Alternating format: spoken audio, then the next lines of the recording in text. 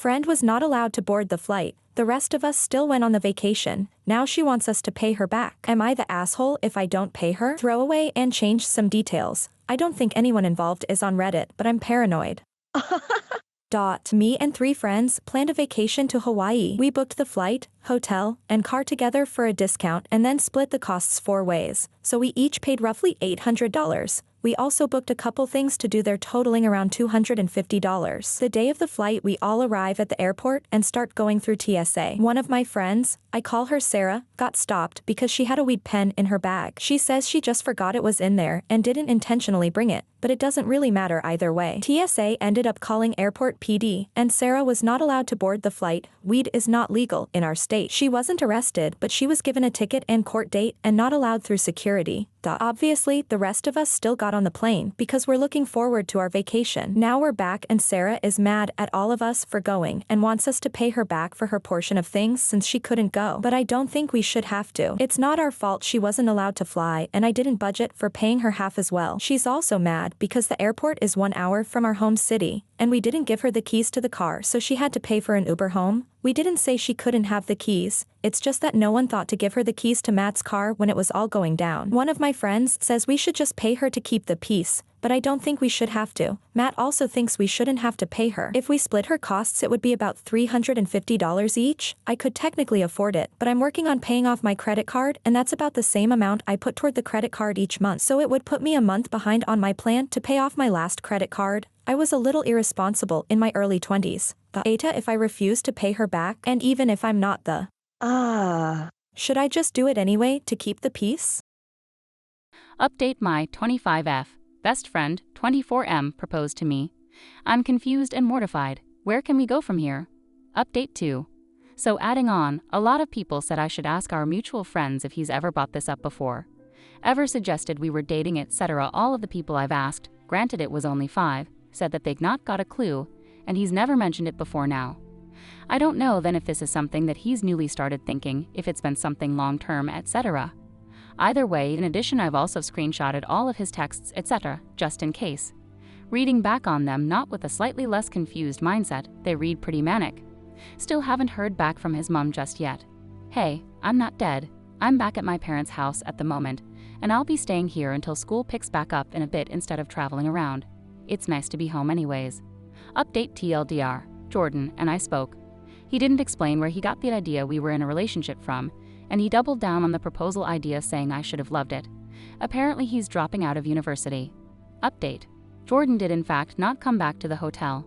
I stayed up until 1 a.m. before falling asleep and he didn't return. When I woke up the next day, the hotel staff let me know he had checked himself out at about 6 a.m. I did end up responding to his big long text. I took everyone's advice and told him that I was sorry it didn't go as he had expected, but that I wasn't sure where he got the impression we were together. I said I'd be happy to sit and have a discussion about it all so we could make sure we're on the same page. He was not happy about this at all, and he again went off which a bunch of the same type of thing he'd said in his first message. It didn't really seem to be going through his head at all. Even in these new texts he kept referring to this all as me breaking up with him, despite me explicitly telling him we are not and never have. Again, all of his messages were very clear and coherent, even if what he was saying was not based in reality at all. He wasn't sending paragraphs, just sentences in really quick succession, which was blowing my phone up. He told me he didn't want to meet up with me to talk because I had ripped out his heart and crushed it in public. I did ask him for specific instances he could recall between us that made him think we were dating, but he completely ignored the question and just kept going on and on about how hurt he was that I was breaking up with him and how he felt his world was ending. He said he loved me more than anything and had felt so confident that I had too, which is why he felt so certain about proposing to move our relationship along. Eventually, to be honest, I grew pretty tired of the conversation and stopped responding because it was just going around and around in circles. Me asking where he got this idea, him ignoring this and telling me how hurt he is I'm breaking up with him over this, etc., etc. He went on and on saying he thought it would be a ring I like because it was my favorite gem, ruby instead of diamond. It's got me wondering how much he actually spent on this damn thing. I didn't look very clearly at the ring, so I couldn't tell if it was something super expensive or not, and that he had been working up the courage to do so for a while and figured doing it when I was at home would make it more special.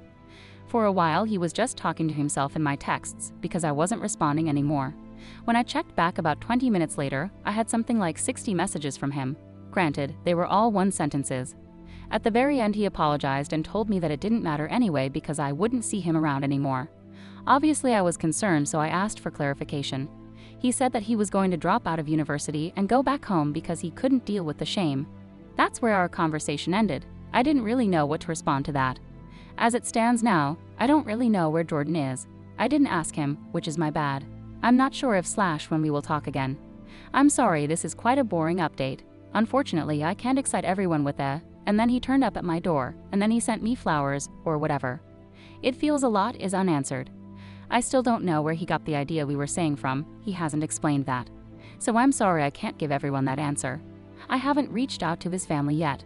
I did consider it, but if he's not having a mental health crisis, I don't really want to involve them unnecessarily. Update. Friend's sister, 20s F, was openly flirting with my husband, 40M, in front of me, 31F. I told her off publicly and now they want a public apology from me. What action should I take so that I don't ruin my friendship? Keeping it as short as I can and typos galore cause I'm on call. Previous post got so popular that Amy's mom found it and texted me to take down, in all caps. I got around to read most of the comments a day after I posted when I finished my shift. I did not apologize to anyone or did anything at all. Frankly, I forgot about it since I had people close to dying on me left and right at work. I gaslit Amy's mom into thinking that I never did such a thing and that I did not have a Reddit account. She believed it, I think, since she didn't text me back. Mom, the details I put in that post were exactly what she experienced and she didn't find it odd. For clarification, one of you said I had a spine of a jellyfish, loved that comment, and not apologizing was the right thing to do. I was hesitant and was actually considering giving that apology because of the fact that she fed me and let me stay in her home during Thanksgiving and Christmas many years ago when I couldn't go home to my family. I'm the kind of person who'll remember every good thing you do for me and do my best to reciprocate or get even so as to not be indebted to you. What kind of mental illness is that? I never retained much of the psychiatric info from med school. A lot of people insinuated that me being docile and restrained in those kinds of situations makes me a bad surgeon, to which I say I beg your effing pardon. Would you want someone who's operating on you have a criminal record for causing bodily harm / homicide? Also, I've dealt with worse than Amy. I've survived handling 19 psychotic patients with TBIs for a whole rotation. Me being aggressive would have gotten me kicked out of my fellowship. Things that have transpired. I tried to avoid contacting Lisa since she went off on her honeymoon, but because of the popularity of my previous post, I decided to give her a heads up. Lisa was more than apologetic. In fact, she FaceTimed me, and we had a very teary conversation about her family. There were a lot more going on that I never knew, but mine and my husband's involvement in her family drama was the last straw. She had decided to go no contact with her mom and sister. She also warned me that Amy might approach my husband in some way, but no idea how. She's also getting her extended family involved about Amy. My husband does not have any social media, so hot, and he did not give out his number to anyone at all during the wedding. He is anal about loyalty and transparency in our marriage. We have access to each other's electronics. I know he would never cheat on me. 3 days ago, someone called my husband's clinic asking to get his number for an emergency and that she needed to get a hold of his wife. The nurse who answered refused to give a physician's personal number, and the conversation got heated. My husband's colleague, another intensivist, took over and asked her to tell him what the emergency was so that he could tell my husband himself. The person on the phone argued some more, and when the doctor wouldn't give, she hung up. That friend told my husband what happened and said the woman didn't give her name but had a very high-pitched, childlike voice. My husband immediately knew it was Amy, but we have no proof. I know it was her. She must have searched my husband's name on Google and found where he worked, since his professional profile is online along with the name of his hospital. I'm getting more and more irritated by this whole thing and have gone full-on mama bear mode over my husband. He was furiously annoyed after the wedding and was saying if the genders were switched he would have definitely gotten punched, not even halfway through the wedding. My husband had terrible experiences with women before. 2 women at different times tried to baby trap him. One did some Sherlock-level manipulation and one harassed us when we were dating. He is usually a cool and calm guy, but now he hasn't been smiling or joking around with me like he always does ever since the wedding. Anywho, my uncle, our lawyer, was consulted. Security at my husband's debt and around our home have been notified. Thank you, guys. Kelly, if you're reading this, do something about your younger daughter before something bad happens. Also, you don't deserve your older daughter. A Moriarty-level manipulation. Now that makes more sense, not Sherlock Tiff. Updated I-26M. Threw my pregnant girlfriend, 22F, out because she refuses to pay rent or her share of the bills. Original story. Long story short, my girlfriend and I have been living together for around 10 months. When she first moved in, she insisted on paying rent, and I was reluctant to charge her if it didn't work out, but she forced it and paid a month. Then I found out she's struggling for money, unable to pay for things, is in a lot of debt, and lives month to month. She agreed with me that she'd start when she clears the debt. Fast forward to Christmas, I find out she's been stealing my clothes to give to her family as gifts. Another post on here. She lied for 2 weeks, blaming me until I showed her footage of her taking the things from the camera in the living room to watch the dog when I'm out. I later then discover through letters and text I've seen appear on her phone she's been doing nothing to pay any of it off, so I confront her. She tells me and shows me messages that her mother and sisters constantly guilt trip her into giving them money and have for years. They'll message her on payday asking for it, and she feels bad saying no despite none of them ever paying it back. Her mum alone owes her over £6,000. She has taken a ton of loans out for her family, and they leave her with the debt and don't pay it back. Luckily, her credit is now at the point where nobody will loan to her, but she still tries and does it for them. I also find out I went through her finances. Yes, I shouldn't have, but something wasn't adding up and I was being lied to, that in the space of 20 minutes she spent £300 on gambling sites. All during this time, she isn't paying a penny towards rent, bills, anything. She'll occasionally buy food, shopping, or trips out to Starbucks. I tell her enough is enough and she needs to start paying her way. If she can give handouts to her family and gamble, she can pay for where she lives, and she's taken me for a ride when she should have been saving and clearing debts. I make roughly 5x what she does, but I've been fair in that the bills are split proportionally to income. She'll earn £1,400 per month and pays £600, which includes rent and her share of the bills. I take on the rest, which is substantially more, but I believe it's not fair to take more. On the first of this month, she tells me she can't pay rent. She says she's paid out too much on her trips to Starbucks, food shopping, and I'll get it when I get it, but she doesn't understand why I need it this month when she's lived for free the past 9 months anyway. I've asked her to explain where her money has exactly gone, but she tells me I'm controlling and it's none of my business. In fairness, she will pay when we go food shopping, but rarely in comparison to me. I kicked her out as of yesterday and told her she needs to find somewhere to live. She is, however, pregnant, and she's using that card as a way to guilt trip me and make out I've thrown out her and my child onto the streets. In my opinion, she is taking me for a ride and prioritizing her family that is using her over her own family she started. What's the solution here to getting her to see she's not treating me fairly? TLDR. Girlfriend hasn't paid rent for 9 months while she was supposed to be clearing debts. Instead, she was giving money to her family, gambling, and I've thrown her out because she's refusing to pay again. She is pregnant. Update. I sat her down and gave her an ultimatum early last week. I explained to her that we are a family and became a family when she decided to have a baby with me. I told her if we're going to stay together, she's going to have to be a lot more open, contribute, and no more taking on debt she can't afford, which brings it to my door when she can't pay. I also told her I want to see her bank statements because I suspect she has a gambling problem and is in some serious debt. She agreed to all of this and committed to showing me the bank statements when I ask, and says going forward she'll pay towards bills. I believe she's turned a corner and start getting along with her better, and she moves back in. As I was sat next to her phone last night when she went to grab a drink, her phone lit up with a text message. It read, "Loan accepted by ex-lender. Click here to accept." I immediately called her out and she starts crying, telling me she has no money left again for the month and she's had to resort to payday loans for some money. I tell her she should have come to me and tell her I explicitly said no more loans. She also tells me she won't be able to afford to pay towards bills again.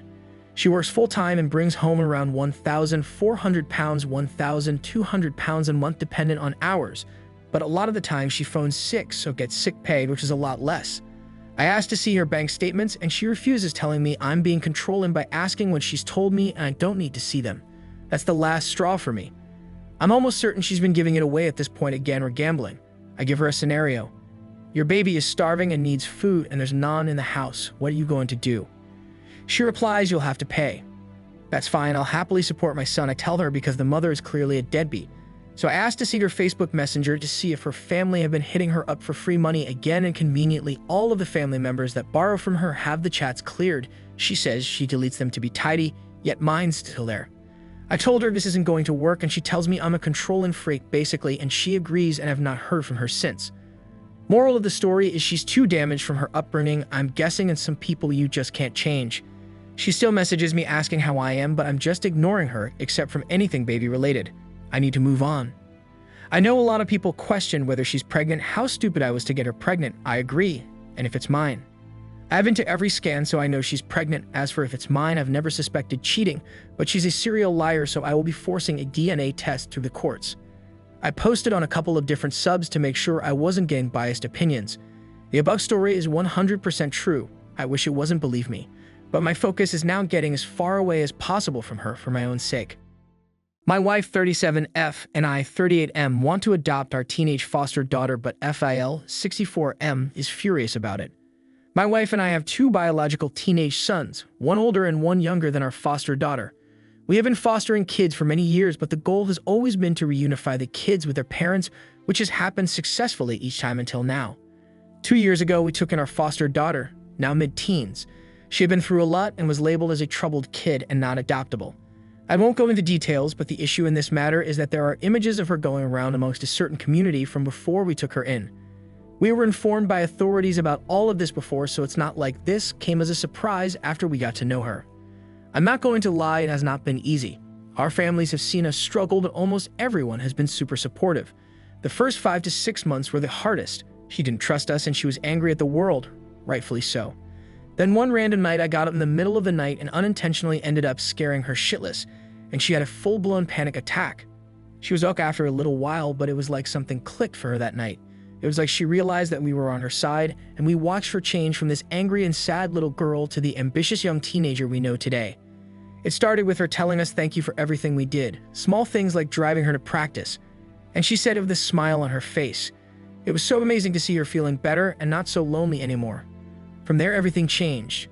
She made new friends and got a lot closer to my sons, especially the older one.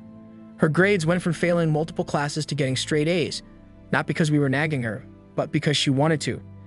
Each member of our household has developed a good and strong relationship with her, and the love we have for this girl cannot be put into words. We've reached that cosmic connection. She still struggles with a few things, which is totally fair after all she's been through, but she is working on it, and we are supporting her in every way we can. Overall, she's doing amazing. She's so strong, and I'm very proud of her. We made the decision to fight the system to change their verdict from not adoptable to available for conditional adoption, because we want to commit to her for life. We want to adopt her. Last month, we got the call that they changed their verdict, and we sent in our papers that were already ready, and things are looking very promising. The thing is, we haven't told her yet. She knows that she is now adoptable, but we haven't asked her if she wants us to officially adopt her yet. My wife and I have talked to our sons about it, and they are fully on board. We talked to my parents, our brothers and sisters, and their spouses. All of them have a good relationship with our daughter, and every single one of them is so supportive of our decision and willing to fully welcome our daughter into our family. Then there's wife's parents. FAL hasn't been awful, I guess, but maybe it's because I'm comparing what she said to what FAL said. We told them about our plan and asked them about their opinion. MAL asked if we were sure, as our daughter doesn't quite fit in. My wife and I didn't understand at all, since our daughter has a very similar personality as we and our sons do. But it turns out she's concerned about the visual side of it, as she's clearly not our biological child, and people will start asking questions. The thing is, my wife, myself, and our sons are very tall. Our daughter is not. She is tiny compared to us and has a similar eye color, but not the exact same. All 5 of us have the same skin tone and colored and textured hair. Not that I think this matters at all, but the stupidity of it is unreal. Apart from height, she could pass as our biological daughter, so I'm starting to think this is a lame excuse for something else. I told her that people would ask questions no matter what, because even if our daughter was the spitting image of my wife, it's not like she suddenly gave birth to a teenager 2 years ago. And the answer to any question is very simple. She's adopted. Ta-da. It's not like it could ever become a secret now, so I don't get it. FAL didn't say much after that, but it was very clear she was not on board. FAL hadn't said anything, but he didn't seem excited at all. I asked for his opinion, and he just stared at us for a minute, and then he said, "Don't do this to yourself and our family." It's safe to say I was confused, but I had no idea what to say. After a few more seconds, he went off. He started talking about their family name, and he didn't want it ruined by a little ***e, and what would people think if they saw these images floating around on the internet. I was stunned. My wife couldn't find any words either and started crying before she just left. I didn't say a word while FAL finished ranting, but 1,000 thoughts went through my head. Eventually, he stopped talking, and I still had trouble finding any words to say. I just told him, "You are sick," and I left too. My wife is destroyed after hearing what her father thinks about our daughter. We have no idea how they know about these images, as we haven't told anyone about it. I'm 100% certain my wife didn't tell them, as their relationship is not that great. My wife is closer to my mother than her own, so that would make sense.